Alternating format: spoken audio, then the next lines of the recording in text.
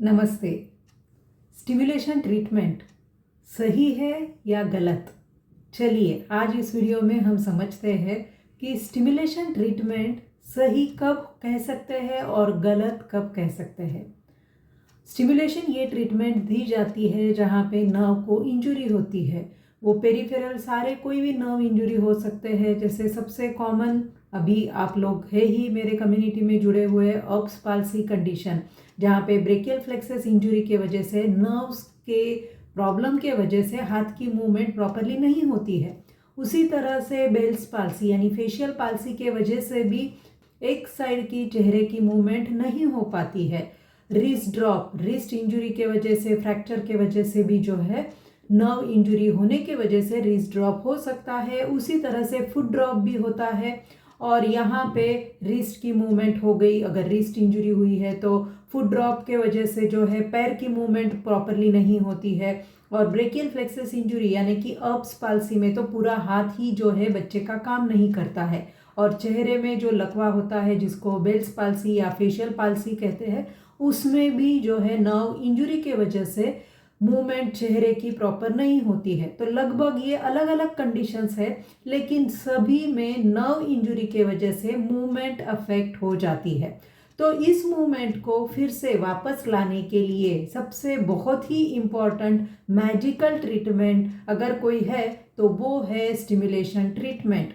लेकिन यही stimulation treatment जितना मैजिक का काम करती है, उतना ही अगर इसका सही नॉलेज ना हो, सही तरीका देने का ना हो, तो वही ट्रीटमेंट वरदान के जगह प्रॉब्लम क्रिएट करती है या इंजुरी ठीक ना होने का भी ये एक कारण हो सकती है।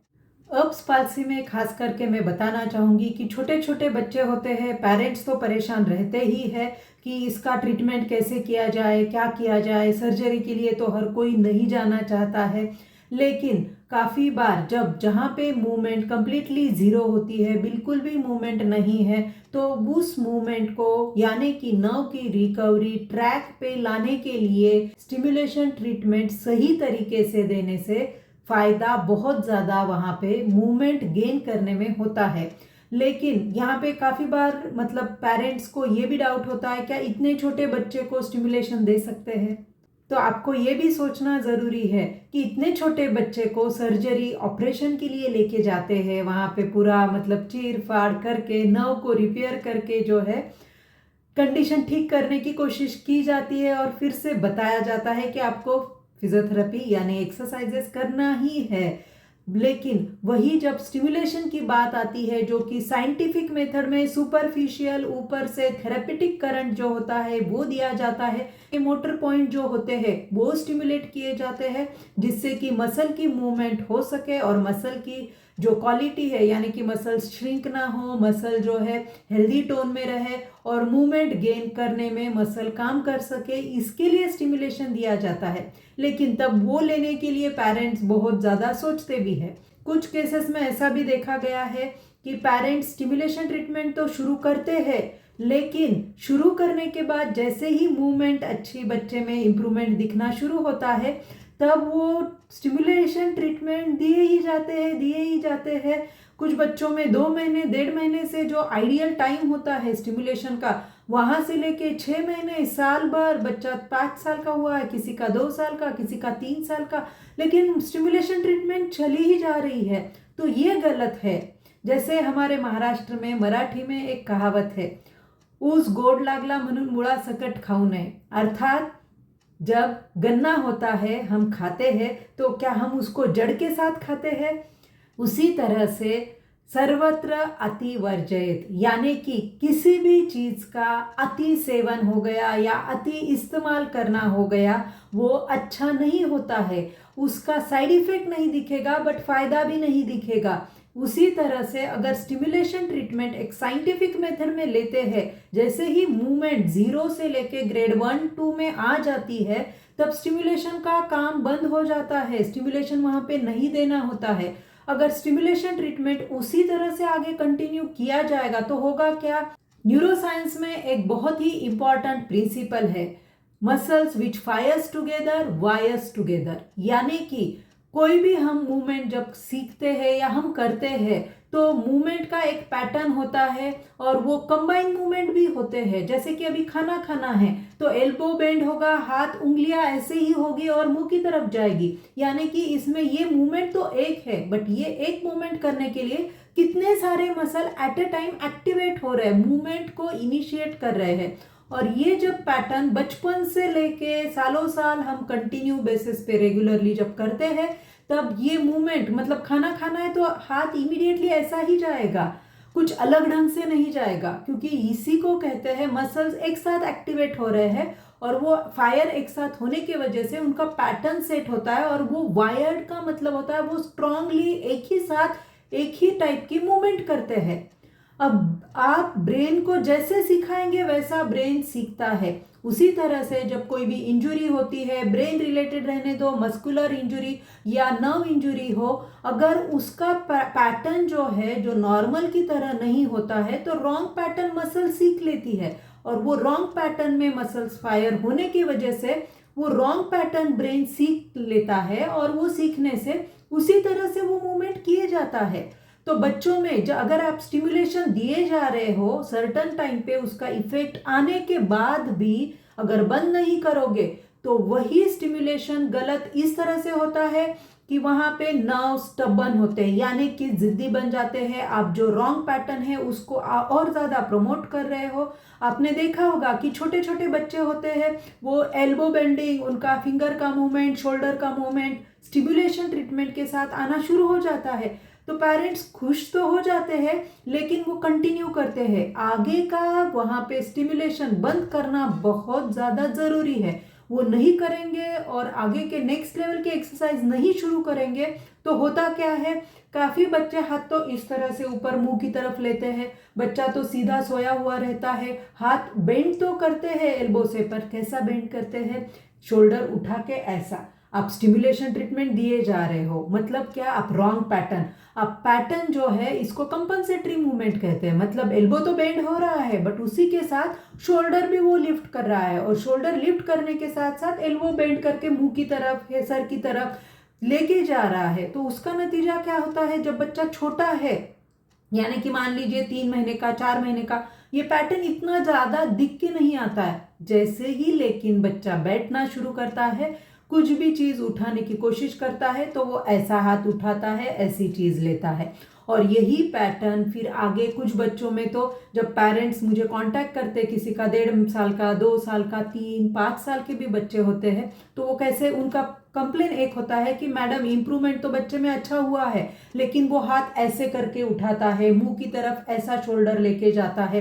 तो ये पैटर्न क्या सेट हुआ है, ये पैटर्न जो है muscles that fires together wires together. मतलब क्या है कि एल्बो बेंड करना है, साथ में शोल्डर भी लिफ्ट करना है, ये ब्रेन ने सीखा है, जो कि कंपनसेटरी यानी कि गलत पैटर्न है। तो इस पैटर्न को हमें ब्रेक कब करना होता है, जब बच्चा 3 महीने का होता है। जैसे ही आपका स्टिमुलेशन ट्रीटमेंट तो हो गया, लेकिन गलती कहाँ पे कर दी, स्टिमुलेशन से इंप्रूवमेंट तो आ गई लेकिन स्टिमुलेशन दिए ही जा रहे, यानी कंपनसेटरी रॉन्ग पैटर्न को आप बढ़ावा दे रहे हो। और इसीलिए स्टिमुलेशन ट्रीटमेंट गलत यहाँ पे होती है। जैसे ही उसके step by step IG current से, स्टेप बाय स्टेप मेथड से, पर्टिकुलर मोटर पॉइंट को ही स्टिमुलेट करने से, या आगे चल के जो है फैराडिक देना है नहीं देना है, ये साइंटिफिक गाइडलाइन अंडर डॉक्टर के गाइडेंस में अगर प्रॉपरली लेते हैं, माइक्रो लेवल पे, माइक्रो मसल एरिया पे ही स्टिमुलेशन अगर सही ढंग से दिया जाएगा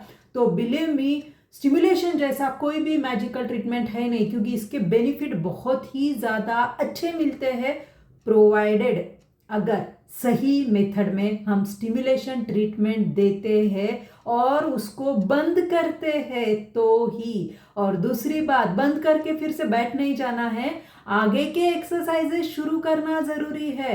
अदरवाइज होगा क्या, जो मूवमेंट बच्चे ने सीख ली है, जैसे कि बच्चा 2-2.5 महीने का है, मूवमेंट तो उसकी आ गई, बट जैसे ही बच्चा उल्टा गिरना, मतलब पेट पे, टमी टाइम जिसको कहते हैं, उल्टा होना, क्रीपिंग यानी क्रॉलिंग, रेंगना, ये जब शुरू हो जाता है तब बच्चा तो मूवमेंट कर रहा था, बट ये मूवमेंट अपने आप सीखेगा क्या, उसको सिखानी पड़ेगी। बस जैसे ही बच्चा बैठेगा तब उसको हाथ यूज करने के लिए सिखाना पड़ेगा। सिखाना पड़ेगा मतलब ही क्या है, उसको उस लेवल के एक्सरसाइज देने पड़ेंगे तभी वो सीख पाएगा। और इसीलिए मैं ये वीडियो मेरा बनाने का पर्पज ही यहाँ पे ये है, सही टाइम पे सही ट्रीटमेंट सही डायरेक्शन में स्टेप बाय स्टेप शुरू करना, प्रोग्रेस करना और बंद करना बेहद जरूरी है। अगर ये नहीं होगा तब जाके वो ट्रीटमेंट असरदार नहीं होती है। और इसीलिए काफी बार ऐसे मतलब डॉक्टर्स भी पहले तो बोलते हैं स्टिमुलेशन मत दीजिए, स्टिमुलेशन से प्रॉब्लम होता है। इवन सिनकाइनेसिस यानी फेशियल पाल्सी की जो प्रॉब्लम है, काफी लोग स्टिमुलेशन लेते जाते और पीरियड ऑफ टाइम होता ऐसा है कि जैसे ही वो मूवमेंट करने जाते हैं, आंख बंद करने की कोशिश करते हैं तो चेहरा भी टर्न हो जाता है। जैसे अब्स पाल्सी में मैंने बताया कि बच्चा एल्बो बेंड करता है तो शोल्डर लिफ्ट करता है। तो ये रॉन्ग पैटर्न डेवलप इसीलिए होते हैं कि वो ओवर स्टिमुलेशन देने का एक वन ऑफ द रीजन है। दूसरी चीज, स्टिमुलेशन बंद करने के बाद भी सही एक्सरसाइज ना करना, ये भी इसका साइंटिफिक दूसरा रीजन है। और इसीलिए प्रॉब्लम स्टिमुलेशन में नहीं है, सही तरीके में है। सही तरीके से अगर स्टिमुलेशन नहीं दिया जाएगा या बंद नहीं किया जाएगा तो फिर अतिवर्जित, फिर वो कोई भी चीज अच्छी क्यों ना हो, अगर उसका आप अतिरेक करोगे, सही ढंग से नहीं दोगे तो वो चीज गलत नहीं है, उसका यूज करने का तरीका गलत होने की वजह से फिर काफी पेशेंट्स को ऐसे लगता है कि शायद स्टिमुलेशन ट्रीटमेंट अच्छा नहीं है, या काफी डॉक्टर्स खुद होके बोलते हैं कि स्टिमुलेशन मत दीजिए, इससे प्रॉब्लम होगा। तो मैं ये कहना चाहूंगी प्रॉब्लम देने में है, सही नॉलेज होना चाहिए, सही तरीके से वो माइक्रो लेवल पे पर्टिकुलर एक ही पॉइंट पे एक ही मसल पे स्टिमुलेट करना आना चाहिए। और कब बंद करना है, कैसे शुरू करना है, किस तरह से प्रोग्रेस करना है, ये स्ट्रिक्टली फॉलो करना जरूरी है, क्योंकि ये साइंस है। प्लीज अंडरस्टैंड, जब तक आप साइंटिफिक मेथड में सही चीज सही तरीके से करेंगे तो आपको रिजल्ट सही ही मिलेगा, प्रिसाइज ही मिलेगा। बट जब आप ये सोच के बैठ जाओगे कि अच्छा स्टिमुलेशन ले रहे हैं, मूवमेंट आ गई, आगे करने की क्या जरूरत है, इससे तो इतना अच्छा इंप्रूवमेंट आ गया, यही कंटिन्यू करते हैं, हो सकता है कि लैक ऑफ नॉलेज की वजह से हो सकता है। लेकिन इसीलिए तो मैं वीडियो भी बना रही हूँ कि पेरेंट्स को सही गाइडेंस मिले, सही डायरेक्शन मिले। कोर्स बनाया हुआ है कि आप सही मेथड में स्टिमुलेशन प्रोग्राम किस तरह से समझ सकते हैं, दे सकते हैं, सही तरीके से एक्सरसाइजेस किस तरह से करना है, कब बंद करना है, कब शुरू करना है। अदरवाइज अगर ये सब नहीं होगा तो बच्चा सर्जरी के बाद भी रिकवरी उनकी नहीं होती है। खुद सर्जन भी डायरेक्टली यही कहते हैं, सर्जिकल प्रोसेस ठीक हो गई है, लेकिन मेहनत करना और करवाना, यानी कि मेहनत आपको करनी है एज अ पेरेंट, करवा के लेनी है। और करनी किसको पड़ेगी, उस बच्चे को करनी पड़ेगी। और किस फॉर्म में करनी पड़ेगी, एक्सरसाइज फॉर्म में करनी पड़ेगी। तो ये सब एक्चुअली मतलब ऐसी बात है, सामने से खाओ और फिर चाहे तो हाथ घुमा के खाओ। तो सही टाइम पे सही ट्रीटमेंट सही डायरेक्शन में लेना क्यों जरूरी है, मुझे लगता है ये वीडियो आपको हेल्पफुल होगा समझने के लिए कि स्टिमुलेशन ट्रीटमेंट सही टाइम पे सही तरीके से लेना और बंद करना तो ये मैजिकल ट्रीटमेंट होगी। बट यही ट्रीटमेंट आप अनगाइडेड वे में रॉन्ग तरीके से और कंटिन्यू किए जाओगे तो वही ट्रीटमेंट फिर वहां पे गलत होगी। और इसीलिए स्टिमुलेशन गलत नहीं है, देने का तरीका गलत होगा, देने का जो डायरेक्शन या सही मेथड है वो नहीं होगा, तभी वो गलत हो सकता है।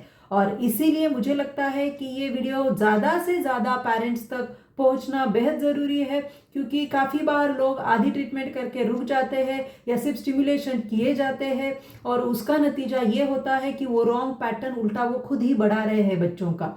तो कहाँ पे रुकना है और किस तरह से देना है ये समझना ज़रूरी है। अगर आपको कुछ भी डाउट है, क्वेश्चन है, आप नीचे कमेंट सेक्शन में भी पूछ सकते हैं।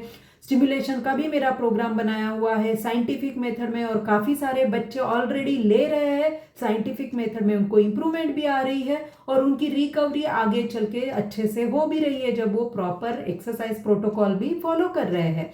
तो आप ये भी प्रोग्राम ले सकते हैं और आपके बच्चे को सही डायरेक्शन में ट्रीटमेंट अप्रोच दे सकते हो, क्योंकि गया हुआ टाइम वापस नहीं आएगा।